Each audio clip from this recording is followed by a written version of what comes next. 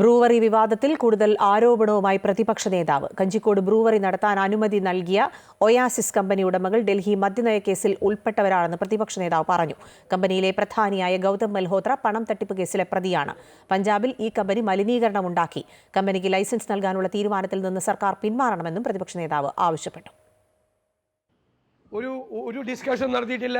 രഹസ്യമായിട്ടാണ് നയം മാറിയതുപോലെ ഇപ്പോഴാണ് നിങ്ങൾ അറിയണത്. ഒന്നും അറിഞ്ഞിട്ടില്ല, ആരും അറിഞ്ഞില്ല. ഒരു നടപടിക്രമം വേണ്ടേ? ഇത് കൊടുക്കാനുണ്ടായ സാഹചര്യങ്ങളെക്കുറിച്ച് അന്വേഷണം നടത്തണം. ഇതുമായി മുന്നോട്ട് നീങ്ങിയാൽ ഒരു കാരണവശാലും കഞ്ചിക്കോട് ഈ ലിക്കർ പ്ലാന്റ് അനുവദിക്കാൻ സമ്മതിക്കുന്ന പ്രശ്നമില്ല. പാലക്കാട് രൂക്ഷമായ കുടിവെള്ള പ്രശ്നമാണ്. ദശലക്ഷക്കണക്കിന് വെള്ളം ഈ പ്ലാന്റിന് വേണ്ടി വേണം. ഭൂഗർഭജലം ഉപയോഗിക്കും. ഇത് മലിനമാകാനുള്ള എല്ലാ സാധ്യതകളും ഉണ്ട്. കുപ്രസിദ്ധമായ ഈ കമ്പനിക്ക് ഇത് കൊടുക്കുന്ന നടപടിയിൽ നിന്ന് സർക്കാർ പിന്മാറണം എന്ന് ഞങ്ങൾ ആവശ്യപ്പെടും.